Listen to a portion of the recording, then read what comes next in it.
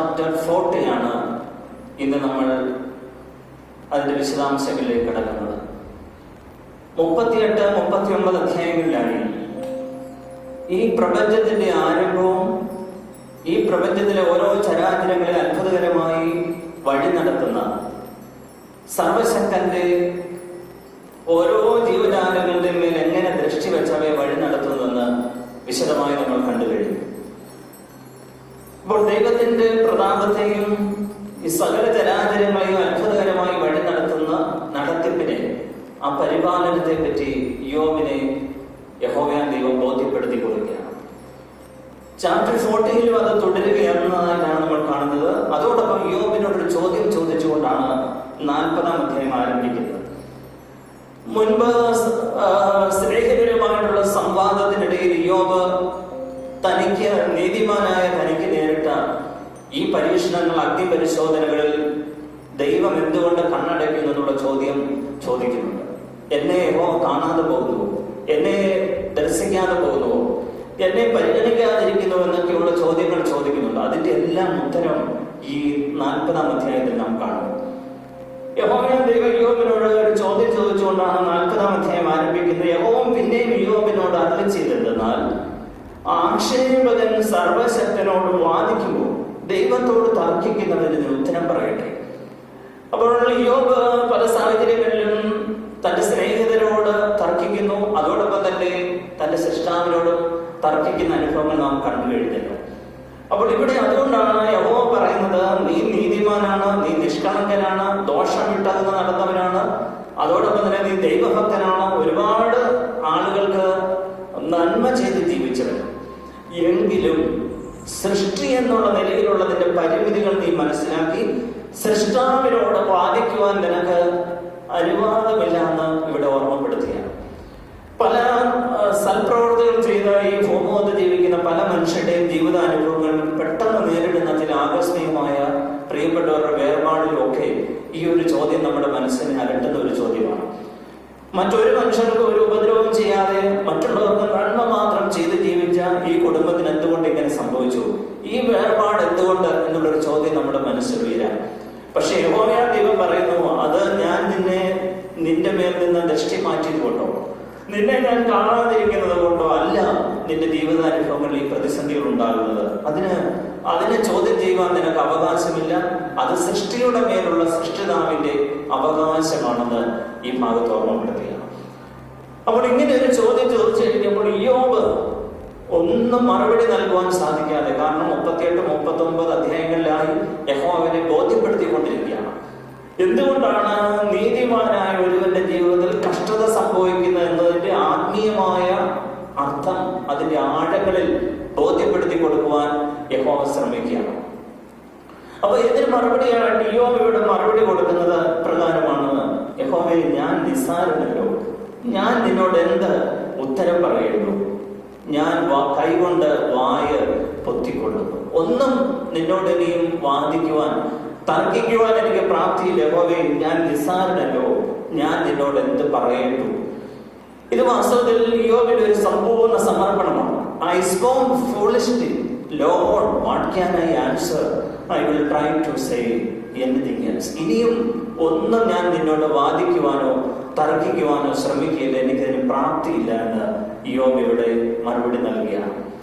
അപ്പോൾ ഈ വേദഭാഗത്തിലൂടെ നാം കടന്നു പോകുമ്പോൾ കൃത്യമായിട്ട് നാം മനസ്സിലാക്കേണ്ടതായ ഒരു വസ്തുത, ഈ ഇവിടെ ഒരു പരിപൂർണമായിട്ടുള്ളൊരു സൃഷ്ടി തന്റെ സൃഷ്ടാവിന്റെ മുമ്പാകെ നടത്തുന്ന ഒരു പരിപൂർണ സമർപ്പണമാണ്. ഒപ്പം ഒരു സൃഷ്ടി എന്ന നിലയിലുള്ള തന്റെ പരിമിതികളെ തിരിച്ചറിയുകയാണ് യോബ് ചെയ്യുന്നത്. ഇതാണ് ഈ ഭൂമുഖത്തിലെ, ഈ ഭൂലോകത്തിൽ ജീവിക്കുന്ന എല്ലാ മനുഷ്യരിൽ നിന്നും യഹോവ ദൈവം ആഗ്രഹിക്കുന്ന ഒരു സമ്പൂർണ്ണ സമർപ്പണത്തിന്റെ അനുഭവമാണ്. പൂർണ്ണമായിട്ടും ഒരു സൃഷ്ടി എന്നുള്ള നിലയിൽ തന്റെ പരിമിതികൾ സൃഷ്ടാവിന്റെ മുമ്പാകെ തിരിച്ചറിഞ്ഞുകൊണ്ട് പരിപൂർണ സമർപ്പണം നടത്തുന്ന ഒരു സൃഷ്ടിയുടെ അനുഭവം. ഈ വളരെ പ്രതിസന്ധി നിറഞ്ഞ ഒരു കാലഘട്ടത്തിലൂടെ സകല ലോകരാജ്യങ്ങൾ കടന്നു പോകുമ്പോൾ, സഭ കടന്നു പോകുമ്പോൾ, സഭയിലെ ദേവാലയങ്ങൾ കടന്നു പോകുമ്പോൾ, അതിലെ വിശ്വാസമോ കടന്നു പോകുമ്പോൾ, ഈ കഷ്ടതകൾ, ദുരിതങ്ങൾ, ദുഃഖങ്ങൾ എന്തുകൊണ്ട്? കൊറോണ വൈറസ് മൂലമുള്ളതായി ഇത്രമാത്രം ദാരുണമായ ഒരു മനുഷ്യരാശിക്ക് സംഭവിക്കുന്നു? ഇതെല്ലാം നമ്മുടെ മനസ്സിൽ ചോദ്യശരങ്ങളായി ഉയരാം. പക്ഷേ സൃഷ്ടിതാവിന് അതിനെപ്പറ്റി എല്ലാം വ്യക്തമായ ഉദ്ദേശങ്ങളുണ്ട്. ഒരുപക്ഷെ നാം ദൈവത്തിൽ നിന്ന് ഈ ലോകത്തിന്റെ ശാസ്ത്ര സാങ്കേതിക വിദ്യകളോടൊപ്പം മെഡിക്കൽ ശാസ്ത്രത്തിന്റെ വളർച്ചയോടൊപ്പം നാം ഒരുപാട് ദൈവത്തിൽ അകന്നു പോകുന്ന അനുഭവങ്ങൾ ഉണ്ടായില്ലേ? ദൈവത്തെ മറന്ന് മനുഷ്യർ ഒരുപാട് യാത്ര ചെയ്തില്ലേ? എങ്കിൽ നമുക്ക് വേണ്ടത് ഈ നവീകരണത്തിന്റെ അനുഭവങ്ങളല്ല, പിന്നെയോ പൂർവീകരണത്തിന്റെ പഴയ സാഹചര്യങ്ങളിലേക്കും ദൈവത്തോടുള്ള ബന്ധത്തിലും ലളിതമായ ജീവിതത്തിലേക്കുമുള്ള തിരിച്ചുപോക്ക് നമുക്ക് ആവശ്യമാണെന്ന് ഓർമ്മപ്പെടുത്തുകയല്ലേ ഈ ദിവസങ്ങൾ. അതോടൊപ്പം പ്രിയമുള്ളവരെ, നാം ഈ ദിവസങ്ങൾ ചിന്തിക്കണം, ഇത്രമാത്രം പ്രതിസന്ധികൾ നിറഞ്ഞ ഒരു സാഹചര്യത്തിലൂടെ നമ്മൾ ജീവിക്കുമ്പോഴും നമ്മുടെ സ്വന്തം ജനങ്ങൾക്കല്ലാതെ ഈ ലോകത്തിൽ ഒരുപാട് ആളുകൾക്ക് നേരിടുന്ന പ്രതിസന്ധികളെ പറ്റി, വിഷമതകളെ പറ്റി നമ്മൾക്ക് ഇപ്പോഴും അതിനെപ്പറ്റി നമ്മൾക്ക് ഒരു വേദന നമ്മുടെ മനസ്സിൽ ഇതുവരെ തോന്നിയിട്ടുണ്ടോ? ഈ ഒരു സാഹചര്യം ഉൾക്കൊണ്ടുകൊണ്ട് മനസ്സിലാക്കിക്കൊണ്ട് യഥാർത്ഥ അനുതാപത്തോടെ ദൈവത്തിന്റെ സന്നിധിയിൽ മടങ്ങി വരുവാൻ നമുക്ക് സാധിച്ചിട്ടുണ്ടോ? ഈ സകല ലോകങ്ങളിലും മനുഷ്യർ നിൽക്കുന്ന നിൽപ്പിൽ പിടഞ്ഞു വീണ മരിക്കുന്ന സാഹചര്യങ്ങൾ, മൃതശരീരങ്ങൾ ഒരുപാട് മാറ്റപ്പെടുന്ന ദൃശ്യങ്ങൾ നമ്മൾ കാണുമ്പോൾ, നമ്മുടെ ശരീരവും മനസ്സുമെല്ലാം മരവിക്കുന്ന അനുഭവങ്ങൾ ഉണ്ടാകുമ്പോഴും ആത്മാർത്ഥതയോടെ സത്യാനുതാപത്തോടെ ദൈവത്തിന്റെ സന്നിധിയിൽ പരിപൂർണ്ണ അനുതാപത്തോടുകൂടി ഒരു തുള്ളി കണ്ണുനീറങ്ങി ലോകത്തെ ഓർത്ത് പൊഴിക്കുവാൻ, ഈ പ്രപഞ്ചത്തെ ഓർത്ത് ദൈവസന്നിധിയിൽ നമുക്ക് കരയുവാൻ, ആ കണ്ണുനീർ ദൈവത്തിന്റെ സന്നിധിയിൽ ഒരു സൗരഭ്യയാഗമായി അർപ്പിക്കുവാൻ നമുക്ക് സാധിച്ചിട്ടുണ്ടോ എന്ന് ഈ അധ്യായം വായിക്കുമ്പോൾ നമ്മളുടെ മനസ്സ് ശക്തമായ ഒരു ചിന്ത നമ്മുടെ മനസ്സിനെ ഭരിക്കട്ടെ. ഇവിടെ യോബ് പരിപൂർണമായിട്ട് തന്നെ സമർപ്പിച്ചുകൊണ്ട് പറയുകയാണ്, യഹോവേ, നിന്നോട് ഇനി വാദിക്കുവാൻ എനിക്ക് സാധ്യമല്ല. ഞാൻ പരിപൂർണമായിട്ടും, ഞാൻ നിസ്സാരനല്ലോ, ഞാൻ നിന്നോട് എന്ത് പറയേണ്ടുവെന്ന് പറഞ്ഞുകൊണ്ട് പരിപൂർണമായിട്ടും സമർപ്പിക്കുക. ഈ ഒരു സമർപ്പണം കഴിഞ്ഞപ്പോൾ തന്നെ നമ്മൾ കാണുന്നു 6-ാം വാക്യത്തിൽ വേഴ്സ് 6, അപ്പോൾ യഹോവ ചുഴലിക്കാറ്റിൽ നിന്ന് അവനോട് ഉത്തരം പറഞ്ഞു എന്നാണ് നമ്മൾ കാണുന്നത്. അപ്പോൾ യഹോവ ചുഴലിക്കാറ്റിൽ നിന്ന് യോബിനോട് ഉത്തരം പറഞ്ഞു എന്തെന്നാൽ, അതിനുശേഷം പറയുകയാണ് 38-ാം അധ്യായത്തിന്റെ 3-ാം വാക്യത്തിൽ കണ്ട അതേ വാക്യം, നീ പുരുഷനെ പോലെ അരമുറുക്കിക്കൊള്ളുക. You get ready. നീ പുരുഷനെ പോലെ അരമുറുക്കിക്കൊള്ളുക, ഞാൻ നിന്നോട് ചോദിക്കും, നീ എനിക്ക് ഗ്രഹിപ്പിച്ചു തരിക എന്ന് പറയുകയാണ്. ഈ ഒരു വാക്യങ്ങളിലൂടെ കടന്നു പോകുമ്പോൾ ഇനിയുള്ള വാക്യങ്ങൾ 6-40, 6 മുതൽ 14 വരെയുള്ള വാക്യങ്ങളിൽ Lord calls Job to account. ചില കാര്യങ്ങൾ, ചില കണക്കുകൾ തന്റെ സൃഷ്ടാവിന് മുമ്പാകെ അവതരിപ്പിക്കുവാൻ, സമർപ്പിക്കുവാൻ യോബിനെ ക്ഷണിക്കുകയാണ്. എന്തിനു വേണ്ടിയാണ് ഈ സമർപ്പണം എന്ന് ചോദിക്കുന്നതിന് പിതാക്കന്മാർ സെന്റ് ഗ്രിഗറി ഉത്തരം നൽകുന്നത് എങ്ങനെയാണ്? God chastens the righteous in order to raise them to a higher state of purity and delivers them over to various trials, that he may purge away all their unclean thoughts and may thus transmit them their life like pure gold to the judgment to come. വരുവാനുള്ള ന്യായവിധിയുടെ സമയത്ത് പരിപൂർണ വിശുദ്ധിയോടുകൂടി അവന്റെ മുമ്പിൽ നിൽക്കുവാൻ യോഗ്യരായി തീരേണ്ടതിന് വിശുദ്ധിയുള്ള ദൈവസന്നിധിയിൽ സമർപ്പണമുള്ള മനുഷ്യരെ കൂടുതൽ വിശദീകരിക്കുവാൻ വേണ്ടിയിട്ടാണ് ഈ തരത്തിലുള്ള പരീക്ഷണങ്ങൾ നീതിമാനായ യോബിന് നേരിടേണ്ടി വന്നതെന്ന് ഉള്ള വിശദീകരണം നൽകിയാണ്. 8-ാം വാക്യത്തിലേക്ക് വരുമ്പോൾ ചോദിക്കുന്ന ചോദ്യം ഇമ്പോർട്ടന്റ് ആണ്. യഹോവ വീണ്ടും അവരോട് ചോദിക്കുകയാണ്, നീ എന്റെ ന്യായത്തെ ദുർബലപ്പെടുത്തുമോ? നീ നീതിമാനാകേണ്ടതിന് എന്നെ കുറ്റം പറയുമോ? ഈ ഭാഗങ്ങളെ പറ്റിയും പരിശുദ്ധ പിതാക്കന്മാർ സെന്റ് അംബ്രോസ് നൽകുന്ന വിശദീകരണം ഇങ്ങനെയാണ്: The Lord at last tells Job why he was suffered. This is the balm for Job's wounds.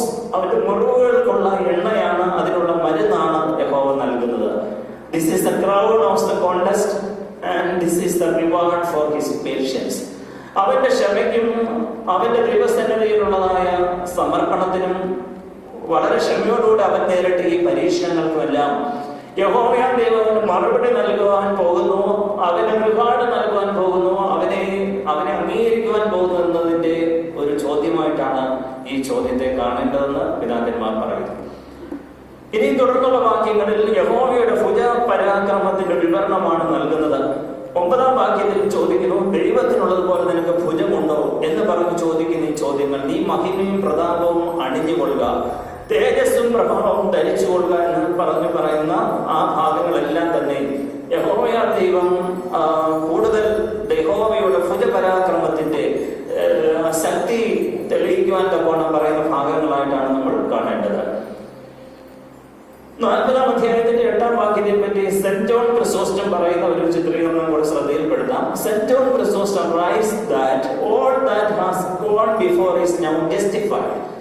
Indeed, Job's remaining righteous in the midst of affliction perfectly demonstrate Jesus Christ who suffered without sinning in his humanity. താൻ മനുഷ്യനായിരിക്കുമ്പോൾ തന്റെ ശരീരത്തിൽ ഒരു തെറ്റും ചെയ്യാതെ താൻ നേരിട്ട പരീക്ഷണങ്ങളെ, താൻ നേരിട്ട കഷ്ടതകളെ, അപഹാസ്യങ്ങളെ, നിന്ദകളെ ഒക്കെയാണ് യോബ് നേരിട്ടതിനോട് തുലനപ്പെടുത്തുകയാണ് ഇവിടെ ചെയ്യുന്നത് എന്ന് സെന്റ് ആംബ്രോസ് എന്നുള്ള പിതാവ് ഇവിടെ പ്രസ്താവിക്കുന്നു.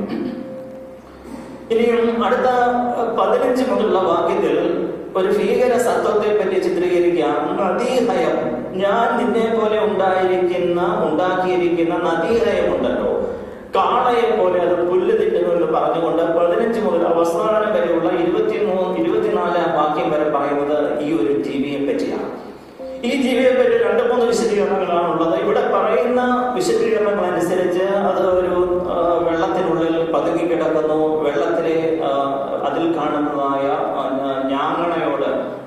ഞാങ്ങണയുടെ മറവിൽ ചതുപ്പ് നിലത്തത് കിടക്കുന്നു, നീർമലയുടെ ചുവട്ടിൽ കിടക്കുന്നു, അതായത് ജലത്തിൽ വളരുന്ന ചെടികളുടെ കീഴിൽ അതിന്റെ മറവിൽ അത് കിടക്കുന്നു എന്നൊക്കെയുള്ളതായ വിശദീകരണങ്ങൾ നമുക്ക് കാണാം.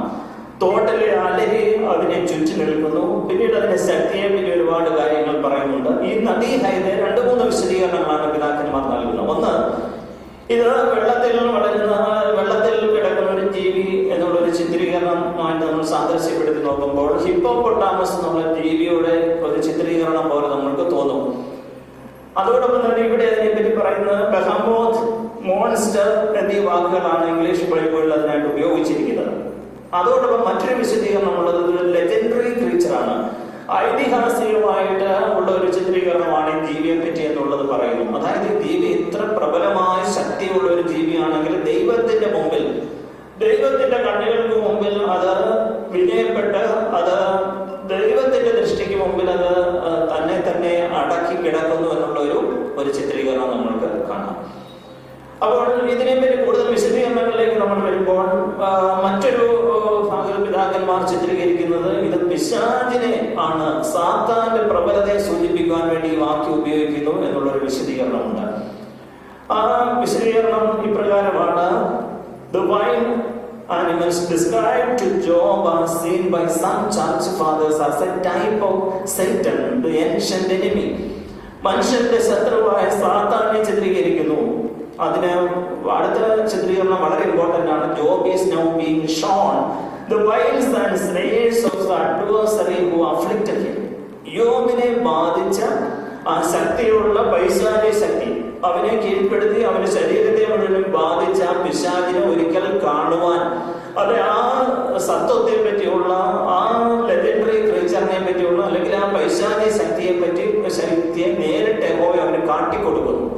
ഒരിക്കലൊന്ന് കാണുവാൻ തക്കണം അവന് കാട്ടിക്കൊടുക്കുന്നു എന്നുള്ള വിശദീകരണങ്ങൾ പിതാക്കന്മാർ ഇതിനെപ്പറ്റി നൽകുന്നുണ്ട്.